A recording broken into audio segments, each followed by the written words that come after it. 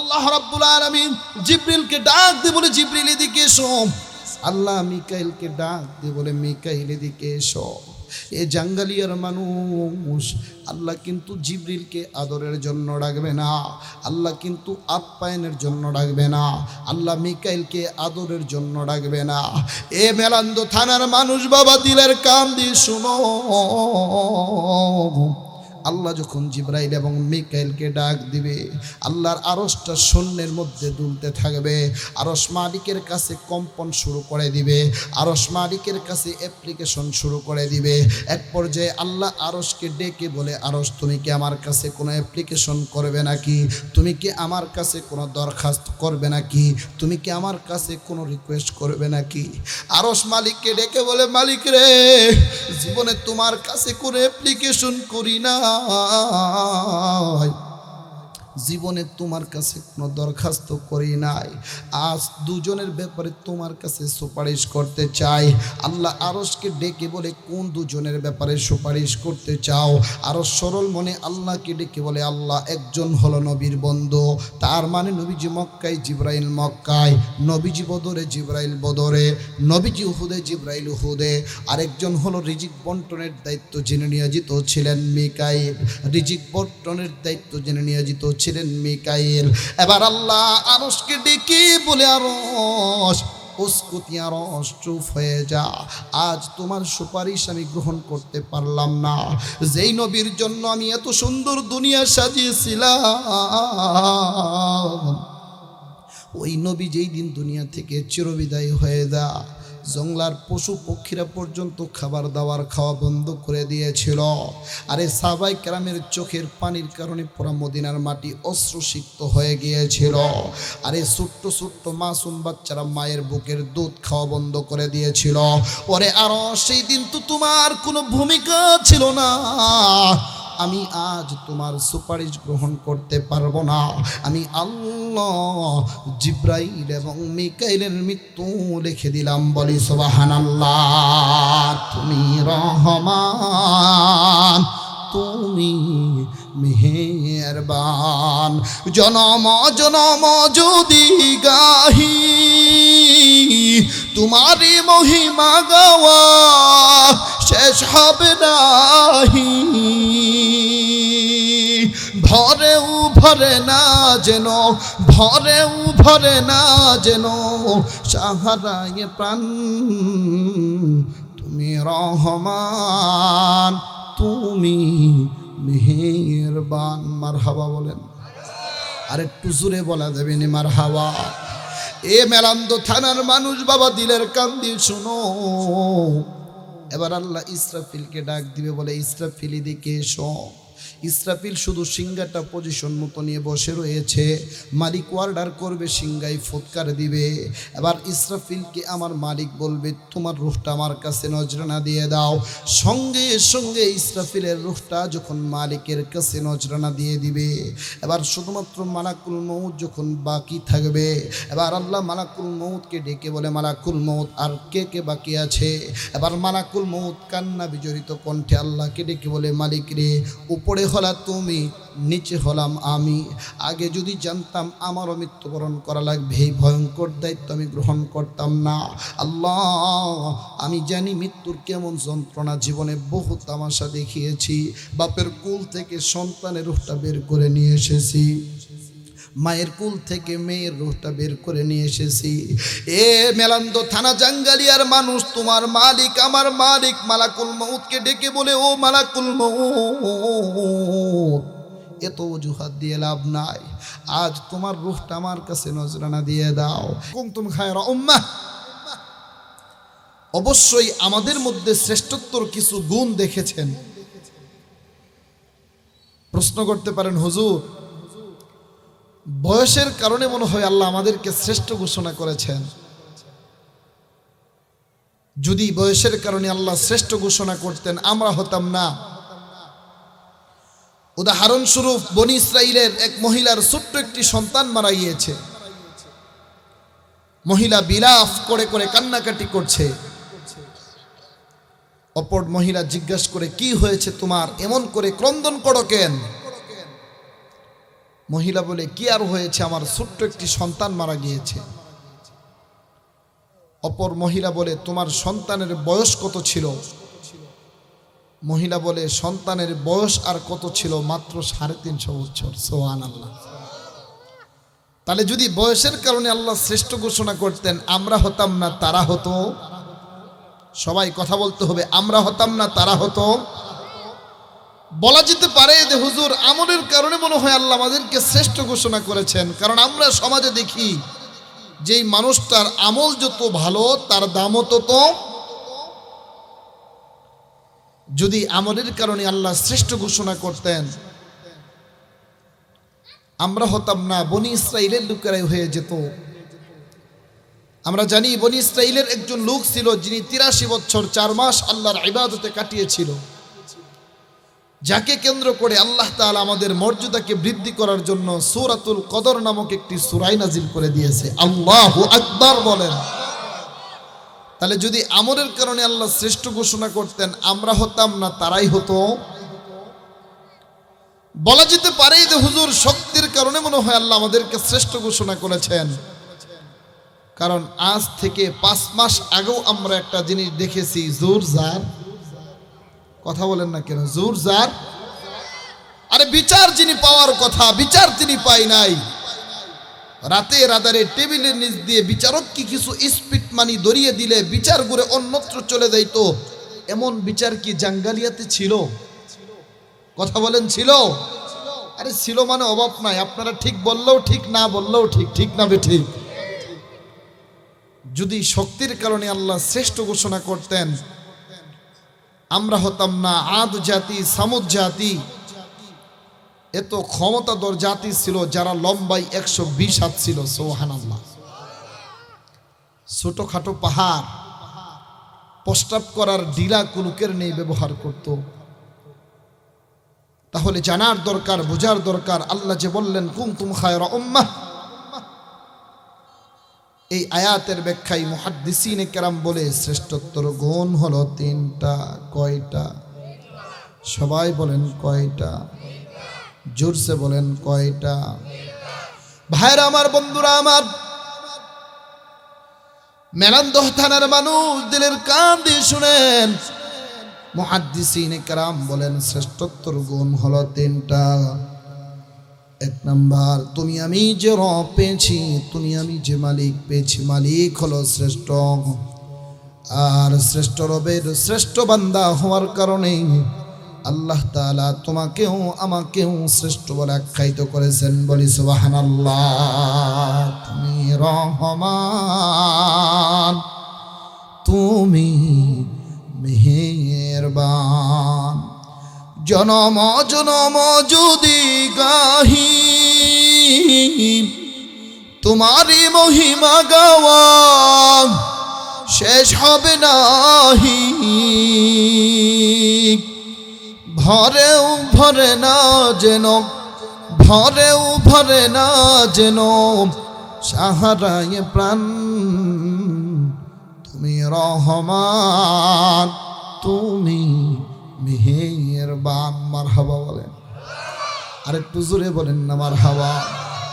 ভাইরা আমার, বন্ধুরা আমার, 2 নাম্বার, তুমি আমি যে নবী পেয়েছি, এটা তো বাবা যেন তেন নবী নয়। শ্রেষ্ঠ নবীর শ্রেষ্ঠ উম্মত হওয়ার কারণে আল্লাহ তাআলা তোমাকে আমাকে বাবা শ্রেষ্ঠত্ব দিয়েছে, শ্রেষ্ঠত্ব দিয়েছে। 3 নাম্বার, তুমি আমি যে কিতাব পেয়েছি, যে কিতাবের মালিক হয়েছি, এটা তো বাবা যেন তেন কিতাব নয়।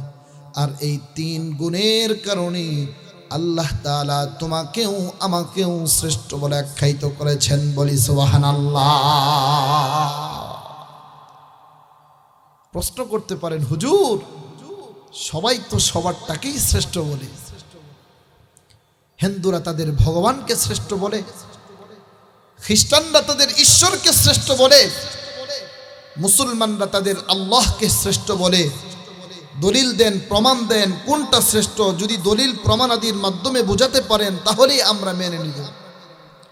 আমাদের রব যে শ্রেষ্ঠ, এই রবের শ্রেষ্ঠত্ব সম্পর্কে যদি একটু জানতে চান আপনাদেরকে একটু গভীরে নিয়ে যাওয়া লাগবে। যাবেন?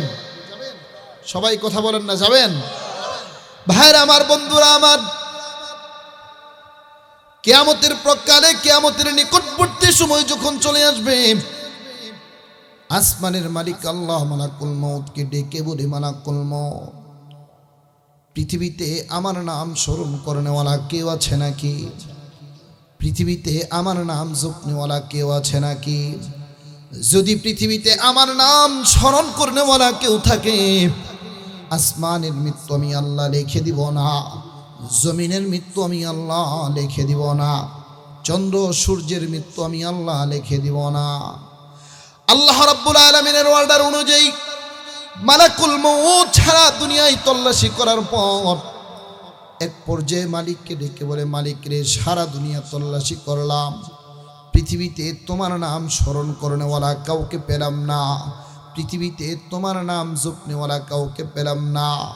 এবার আল্লাহ মালাকুল মউতকে ডেকে বলে, মালাকুল মউত, আজ থেকে একটি প্রাণী বাঁচতে পারবে না, আজ থেকে আসমান বাঁচতে পারবে না, জমিন বাঁচতে পারবে না।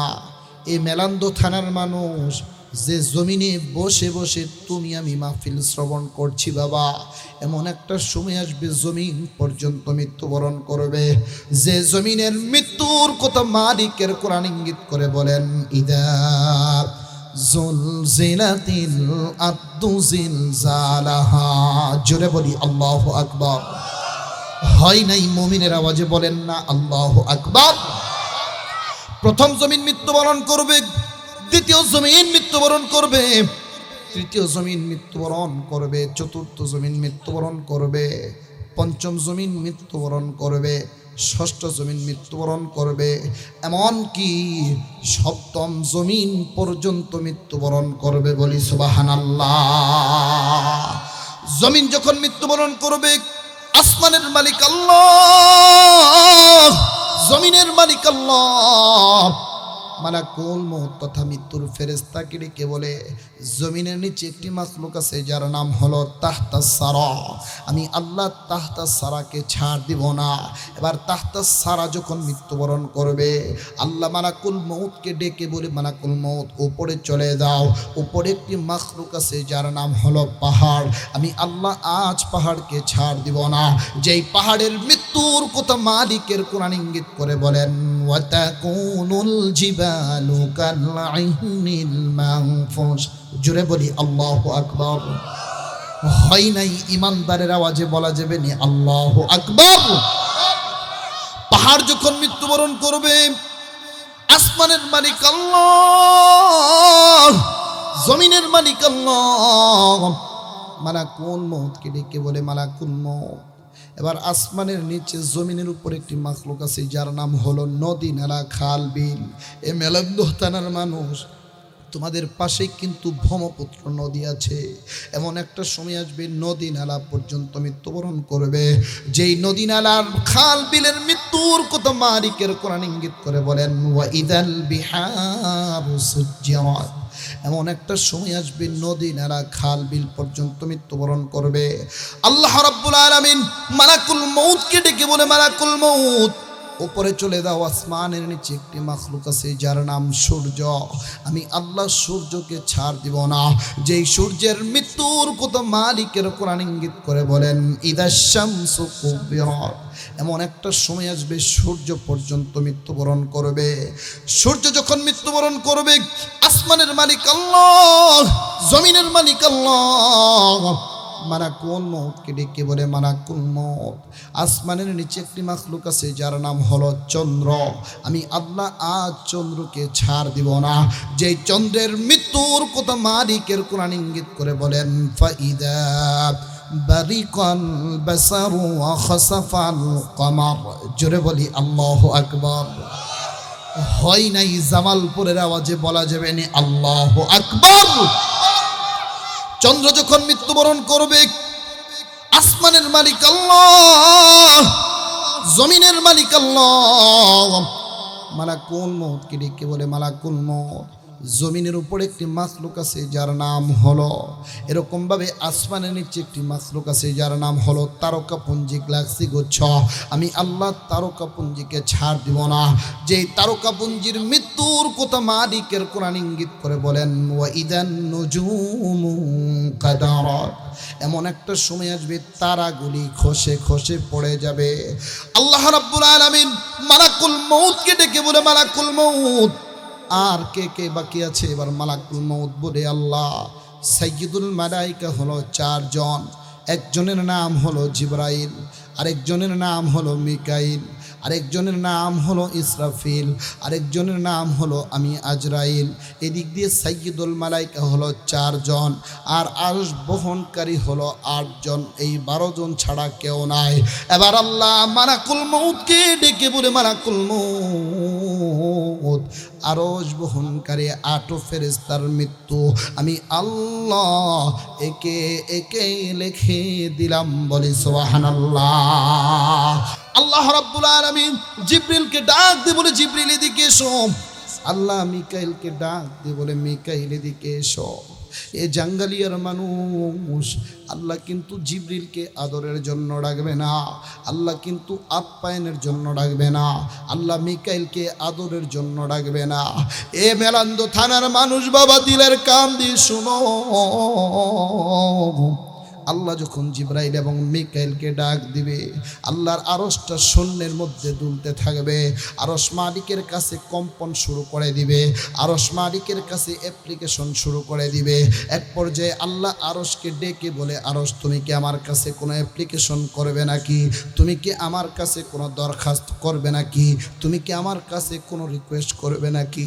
আরশ মালিককে ডেকে বলে, মালিক রে, জীবনে তোমার কাছে কোনো অ্যাপ্লিকেশন করি না, জীবনে তোমার কাছে কোনো দরখাস্ত করি নাই। আজ দুজনের ব্যাপারে তোমার কাছে সুপারিশ করতে চাই। আল্লাহ আরশকে ডেকে বলে, কোন দুজনের ব্যাপারে সুপারিশ করতে চাও? আরশ সরল মনে আল্লাহকে ডেকে বলে, আল্লাহ একজন হলো নবীর বন্ধু, তার মানে নবীজি মক্কায়, জিবরাইল মক্কায়, নবীজি বদরে, জিবরাইল বদরে, নবীজি উহুদে, জিবরাইল উহুদে। আরেকজন হলো রিজিক বন্টনের দায়িত্ব যিনি নিয়োজিত ছিলেন মিকাইল, রিজিক বন্টনের দায়িত্ব যিনি নিয়োজিত ছিলেন মিকাইল। এবার আল্লাহ আরশকে ডেকে বলে, আরশ উসকুতি, আরশ চুপ হয়ে যা, আজ তোমার সুপারিশ আমি গ্রহণ করতে পারলাম না। যেই নবীর জন্য আমি এত সুন্দর দুনিয়া সাজিয়েছিলাম, ওই নবী যেই দিন দুনিয়া থেকে চিরবিদায় হয়ে যা, জঙ্গলার পশু পক্ষীরা পর্যন্ত খাবার দাবার খাওয়া বন্ধ করে দিয়েছিল। আরে সাহাবাই কেরামের চোখের পানির কারণে পুরা মদিনার মাটি অশ্রুসিক্ত হয়ে গিয়েছিল। আরে ছোট্ট ছোট্ট মাসুম বাচ্চারা মায়ের বুকের দুধ খাওয়া বন্ধ করে দিয়েছিল। ওরে আরো সেই দিন তো তোমার কোনো ভূমিকা ছিল না।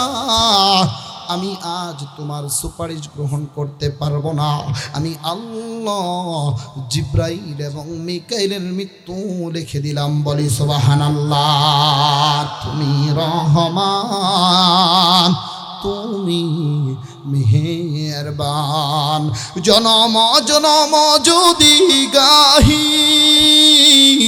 তোমারি মহিমা গাওয়া শেষ হবে নাহি। ভরেও ভরে না যেন, ভরেও ভরে না যেন সাহারায় প্রাণ, তুমি রহমান, তুমি মেহেরবান। মারহাবা বলেন, আর একটু জোরে বলা যাবেন মারহাবা। এ মেলান্দ থানার মানুষ বাবা, দিলের কান দিয়ে শোনো। এবার আল্লাহ ইসরাফিলকে ডাক দিবে, বলে ইসরাফিল এদিকে এসো। ইসরাফিল শুধু সিংহাটা পজিশন মতো নিয়ে বসে রয়েছে। মালিক অর্ডার করবে, সিংহায় ফুৎকার দিবে। এবার ইসরাফিলকে আমার মালিক বলবে, তোমার রূহটা আমার কাছে নজরানা দিয়ে দাও। সঙ্গে সঙ্গে ইসরাফিলের রূহটা যখন মালিকের কাছে নজরানা দিয়ে দিবে, এবার শুধুমাত্র মালাকুল মউত যখন বাকি থাকবে, এবার আল্লাহ মালাকুল মউতকে ডেকে বলে, মালাকুল মউত আর কে কে বাকি আছে? এবার মালাকুল মউত কান্না বিজড়িত কণ্ঠে আল্লাহকে ডেকে বলে, মালিক রে, উপরে হলা তুমি, নিচে হলাম আমি। আগে যদি জানতাম আমারও মৃত্যুবরণ করা লাগবে, এই ভয়ঙ্কর দায়িত্ব আমি গ্রহণ করতাম না। আল্লাহ, আমি জানি মৃত্যুর কেমন যন্ত্রণা, জীবনে বহু তামাশা দেখিয়েছি। বাপের কুল থেকে সন্তানের রূহটা বের করে নিয়ে এসেছি, মায়ের কুল থেকে মেয়ের রূহটা বের করে নিয়ে এসেছি। এ মেলান্দ থানা জাঙ্গালিয়ার মানুষ, তোমার মালিক আমার মালিক মালাকুল মউতকে ডেকে বলে, ও মালাকুল মউত, এত অজুহাত দিয়ে লাভ নাই, আজ তোমার রূহটা আমার কাছে নজরানা দিয়ে দাও। এ বাবা, মালাকুল মউত কিন্তু নেককারের কাছেও যাবে, মালাকুল মউত কিন্তু বদকারের কাছেও যাবে, কিন্তু দুটি রূহ কবজ করার ধরন হচ্ছে ভিন্ন। আল্লাহ রাসূলের হাদিস প্রমাণ করে, মালাকুল মউত যখন কোনো নেককারের রূহ কবজ করার জন্য নেককারের কাছে যাবে, হানুত মিন হানুতিল জান্নাহ, জান্নাতি একটা সুগন্ধি লাগানোর পরে ওই মুমূর্ষ ব্যক্তিকে লক্ষ্য করে বলবে, ইয়া আইয়াতুহান নাফসুত তাইয়্যিবা, হে পবিত্র আত্মা, উখরুজি ইলা মাগফিরাতিম মিনাল্লাহি ওয়া রিদওয়ান, এসো আল্লাহর সন্তুষ্টির দিকে বের হয়ে এসো, এসো আল্লাহর রেজামন্দির দিকে বের হয়ে আসো।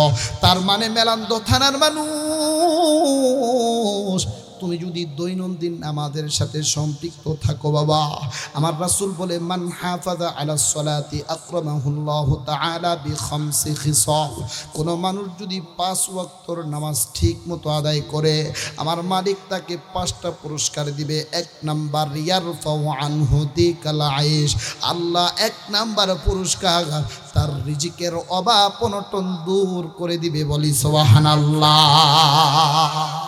আল্লাহু আকবার বলেন। আমার মালিক পারে কি পারে না বলেন? সবাই বলেন, পারে কি পারে না? তিমি মাছের নাম শুনেছেন? তিমির নাম শুনেছেন? আমরা তিমিকে মাছ বলি, কিন্তু বিজ্ঞান তিমিকে মাছ বলতে নারাজ। মানুষ অক্সিজেন নেই ফুসফুস দিয়ে, বলেন মানুষ অক্সিজেন নেই, আর মাছ অক্সিজেন নেই ফুলকা দিয়ে। মাছ অক্সিজেন নেই কি দিয়ে? এই জন্য দেখবেন তিমি মাছ মাঝে মধ্যেই পানি থেকে বারবার উপরে ওঠে, মাঝে মধ্যেই পানি থেকে বারবার উপরে ওঠে। মৎস্য বিজ্ঞান নিয়ে যারা গবেষণা করে, ওনারা বলেন যে এক একটা নীল তিমি যখন পরিপক্কতা ধারণ করে, এর উচ্চতা হয় 100 ফিট। সুবহানাল্লাহ। আগামীকাল আর একটু জোরে কন্যা সুবহানাল্লাহ। কত ফিট? আমার মতো বক্তা 5 ফিট 7 ইঞ্চি। তাহলে আমার মতো 20টা একত্রিত করলে একটা তিমিরে ধরতে হইতো, আবার ধরতে হইলেও হেলিকপ্টার ভাড়া করা লাগতো। ঠিক না বেঠিক? শুধুই মাত্র কেবলমাত্র এই পর্যন্তই শেষ নয়, মৎস্য বিজ্ঞান নিয়ে প্রাণী বিজ্ঞান নিয়ে যারা গবেষণা করে, তিনারা বলেন এক একটা নীল তিমি যখন পরিপক্কতা ধারণ করে, তার ওজন হয় 200 মেট্রিক টন। সুবহানাল্লাহ। কত হয়? শিক্ষিত মানুষ যারা আছেন, 1000 কেজিতে হয় 1 মেট্রিক টন। তাহলে এক একটা নীল তিমি যখন পরিপক্কতা ধারণ করে, তার ওজন হয় 200 মেট্রিক টন। শুধুই মাত্র কেবলমাত্র এই পর্যন্তই শেষ নয়, এক একটা নীল তিমি দৈনিক খাবার খায় 4000 কেজি প্লাস। আর একটু জোরে কন্যা সুবহানাল্লাহ। আচ্ছা, বুঝে থাকলে জবাব দেন। আমি আপনাদের কাছে জিজ্ঞাসা করতে চাই, ওই তিমি মাছের কি জামালপুর 7 থানার 1 থানা কি তিমি মাছের? জামালপুর ব্রহ্মপুত্র নদীতে তিমির মনে হয় 250 বিঘা জমিন আছে। আটলান্টিক মহাসাগরে তো আছে, প্রশান্ত মহাসাগরে তার মনে হয় কোনো জমিন আছে। তাহলে ওই নীল তিমিকেও দৈনন্দিন যিনি 4000 কেজি প্লাস খাবার দিচ্ছে, তিনি কে? হয় নাই? জোরে আওয়াজ করে বলেন না, তিনি কে? ভাইরা আমার, বন্ধুরা আমার, এই কথাটাই মুহাদ্দিসিনে কেরাম বলেন। আজ থেকে 1500 বছর আগে মদিনাওয়ালা পয়গম্বর বলে দিয়েছে, মান হাফাযা আলাস সালাতি আকরামাহুল্লাহু তাআলা বিখামসি খিসাল। এই মেলান্দ থানার মানুষ, তুমি যদি 5 ওয়াক্তর নামাজ ঠিক মতো পড়তে পারো, 1 নাম্বার, তুমি যে ফজরের পর থেকে অক্লান্ত পরিশ্রম করো যেই রিজিকের জন্য সন্ধ্যা পর্যন্ত, আমার মালিক বলে 1 নাম্বার তোমার রিজিকের অভাব অনটন দূর করে দিবে। বলি সুবহানাল্লাহ। 2 নাম্বার, কিতাবহু বিয়ামিনি, আমল নামা ডান হাতে দিবে। এ মেলান্দ থানার মানুষ, আরে আমল নামা যদি কারোর ডান হাতে চলে যা, তার তো আর কোনো টেনশন নাই, তার তো আর কোনো পেরেশানি নাই বাবা। কারণ ময়দানে মাহশারে কারো আমল নামা ডান হাতে চলে যাবে, কারোর আমল নামা বাম হাতে চলে যাবে। যাদের আমল নামা ডান হাতে চলে যাবে তারা তো আনন্দে মাতোয়ারা হয়ে যাবে, আমার বাম হাতে চলে যাবে, তাদের দুঃখ দুর্দশা দেখার মতো কেউ থাকবে না। এ মেলান্দ থানার মানুষ দিলের কান দিয়ে শুনো, আজ থেকে ১৫০০ বছর আগে মদিনাওয়ালা পয়গম্বর বলে দিয়েছে, উম্মত তুমি যদি ৫ ওয়াক্ত নামাজ পড়তে পারো, ২ নাম্বার পুরস্কার কিতাবাহু বিয়ামিনি, আমার মালিক তোমার আমল নামাটা মারা যাওয়ার সাথে সাথে ডান হাতে দিয়ে দিবে, বলি সুবহানাল্লাহ। ৩ নাম্বার আযাব আল কবর, কবরের আযাব মাফ করে দিবে। আরে আমাদের যদি কবরের আযাব মাফ হয়ে যায়, এর চাইতে সোনালী কপালওয়ালা তো আর কেউ হতে পারে না।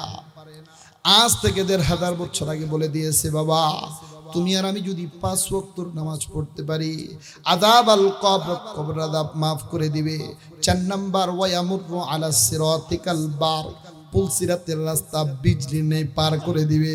৫ নাম্বার ওয়ায়াদখুলুল জান্নাতা বিগাইরি হিসাব।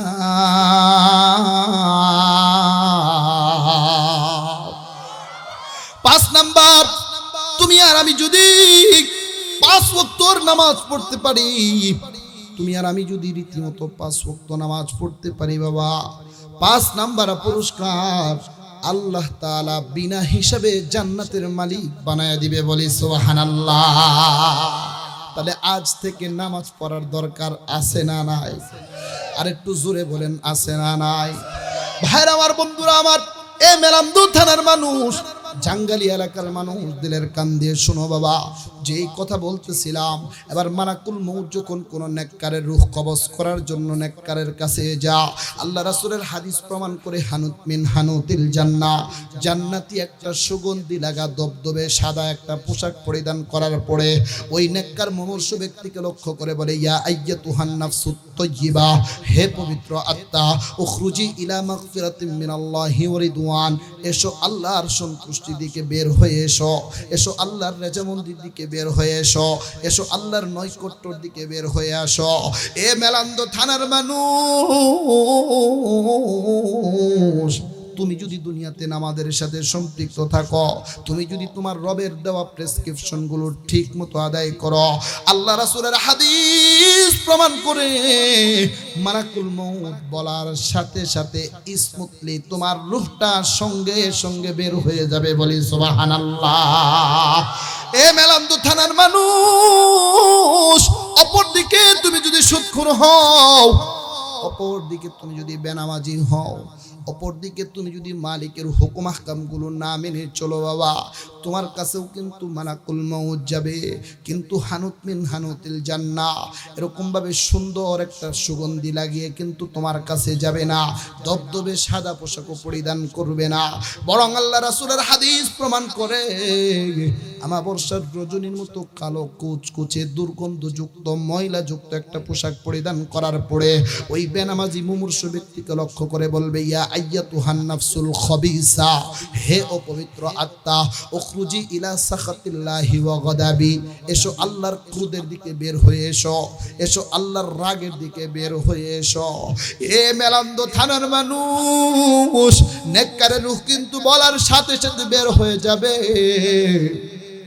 বেনামাজির রূহ কিন্তু বলার সাথে সাথে বের হবে না। একবার ডানে পালানোর চেষ্টা করবে, বামে পালানোর চেষ্টা করবে, কিন্তু কোনো লাভ হবে না।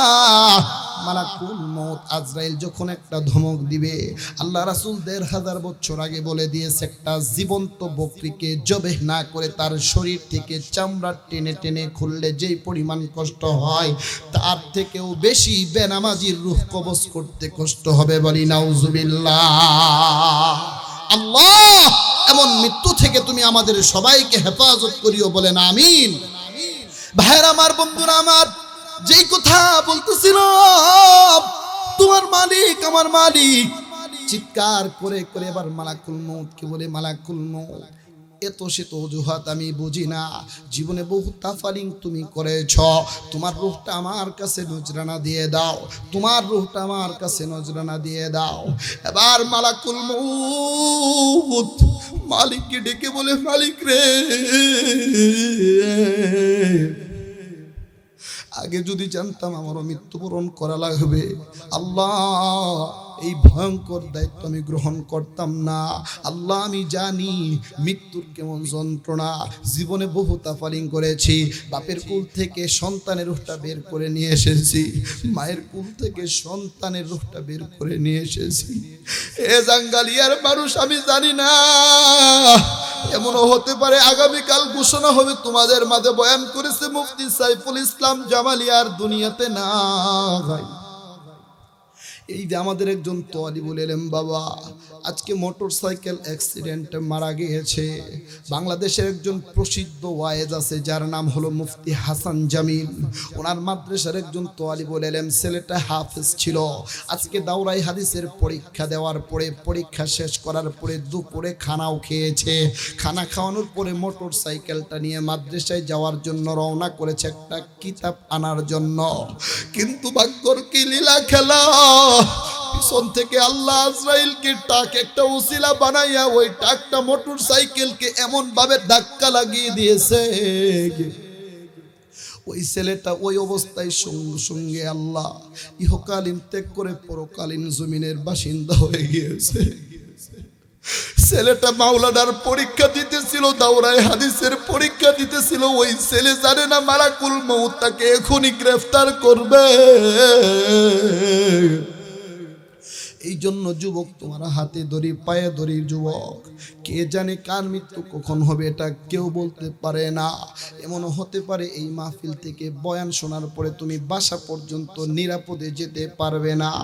এবার তোমার মালিক, আমার মালিক ওই মালাকুল মউতকে ডেকে বলে, মালাকুল মউত এত অজুহাত আমাকে দিয়ে লাভ নাই, বরং তোমার রূহটা আমার কাছে নজরানা দিয়ে দাও।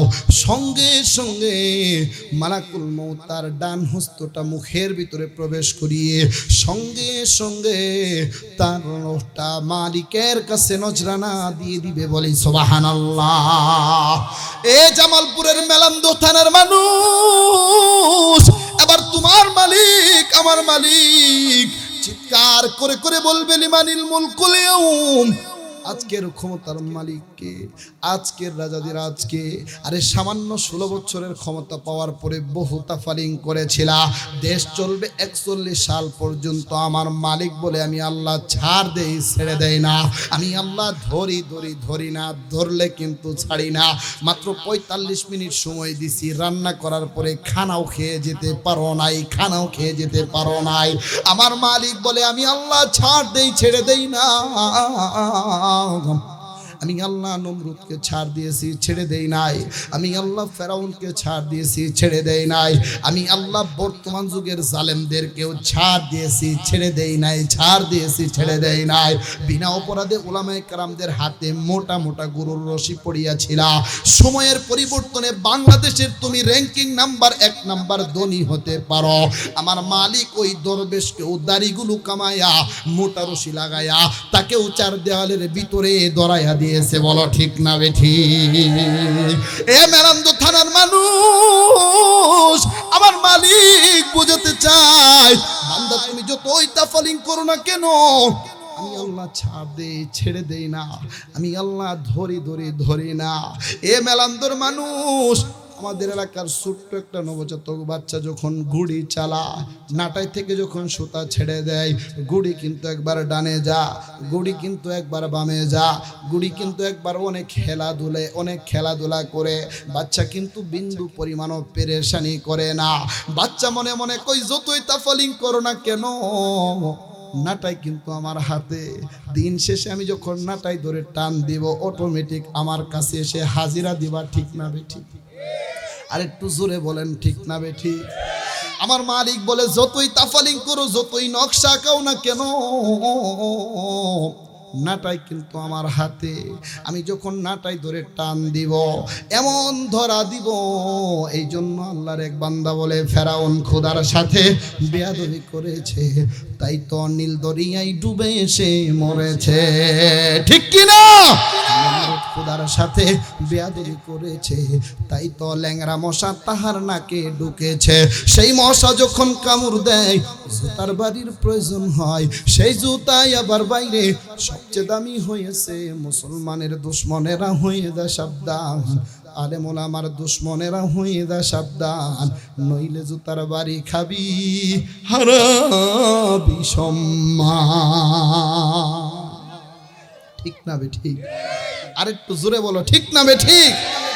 এ মেলান্দু থানার মানুষ, তোমার মালিক আমার মালিক, চিৎকার করে করে বলবে লিমানিল মুলকুল ইয়াউম, আজকের ক্ষমতার মালিককে, আজকের রাজাধিরাজকে। এ বাবা, সেই দিন কোনো হিন্দুর ভগবান কথা বলতে পারবে না, সেদিন খ্রিস্টানের ঈশ্বর কথা বলতে পারবে না।